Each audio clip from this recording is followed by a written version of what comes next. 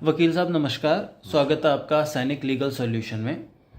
हमारे पास हज़ारों ऐसे कॉल्स अभी आए हैं रिसेंटली जिनमें ये कहा गया है कि जो सरकारी कर्मचारी हैं उनको प्रमोशन नहीं दिया जाता।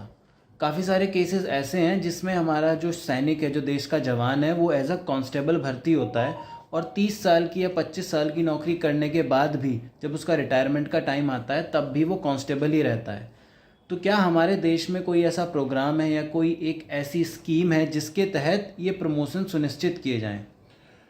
कतांग जी, पहले आपके चैनल को बधाई कि आपने कितना अच्छा क्वेश्चन उठाया। जो दर्जनों मैटर मेरे पास इस समय ऐसे हैं जिसमें एक मेरा देश का जवान जो अपॉइंट होता है एज ए कांस्टेबल, वो 20 से 25 साल हो गए उसे नौकरी करते हुए और अभी भी वो कांस्टेबल ही है।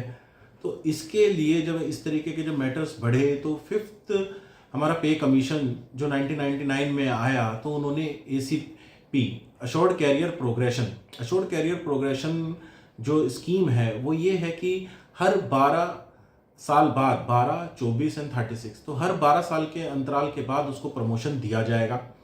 और प्रमोशन सुनिश्चित इसलिए किया गया कि कोई ना कोई डिपार्टमेंट वजह दे देता था कि उस पोस्ट पे जगह खाली नहीं है, या उस पोस्ट पे अभी स्टैग्नेशन हो जाती थी, एक ब्रेक लग जाते थे कि अभी वो पोस्ट अभी क्रिएट नहीं है या वैकेंसी नहीं है, तो प्रमोशन नहीं दिया जाता था।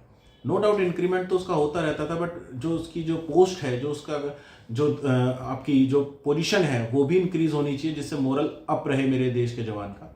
तो जब ये स्कीम आई 1999 में, एश्योर्ड कैरियर प्रोग्रेशन, तो स्कीम ने हर 12, 24 और 36 के बाद इस सुनिश्चित किया कि प्रमोशन मिले। तो ये बहुत ही अच्छी स्कीम थी जो बहुत ज़्यादा लाभ मिला हमारे देश के जवानों को।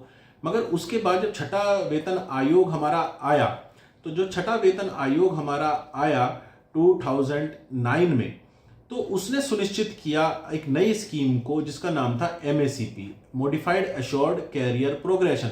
इसमें जो प्रमोशन दिए जाएंगे वो हर 10 साल, 20 साल और 30 साल के अंतराल में दिए जाएंगे, जो सुनिश्चित करता है कि आपका प्रमोशन हर 10 साल और 20 साल और 30 साल के जो इंटरवल्स है उसमें हो।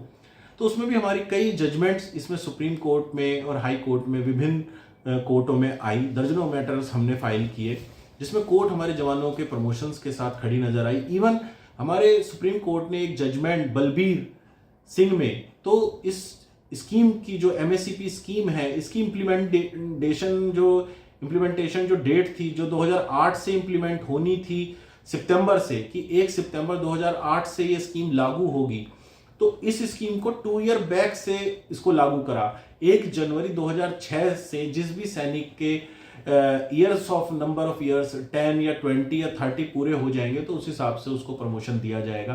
तो ये बहुत ही अच्छी जजमेंट आई जिसे सुप्रीम कोर्ट ने दिया। और फिर हाई कोर्ट्स में निरंतर ऐसी पिटीशंस और मैटर्स आते रहते हैं जिसमें कि इन जजमेंट्स का हवाला देकर एक कोर्ट उसमें सेम जजमेंट्स फॉलो करती है।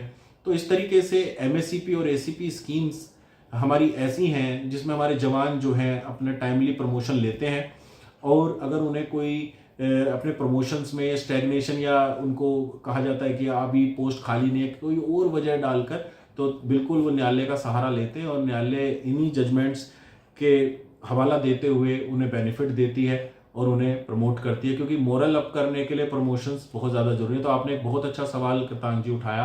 तो MACP और ACP, जो अभी MACP स्कीम है वो 10, 20 और 30 का इंटरवल लेकर प्रमोशन करती है, और कोर्ट ऐसे मैटर्स जिसमें एक कांस्टेबल 20 साल से केवल कांस्टेबल है, 30 साल से केवल कांस्टेबल है, तो उसमें इन जजमेंट्स को पास करती है और उन्हें उनका ड्यू जो भी रैंक उनकी बनती है वो ऑर्डर करके, उनका जो अगर वित्तीय भी कोई उनका पैसे से या जो पर्क्स हैं उनके अगर कोई रुके हुए हैं तो वो भी प्रदान करती है।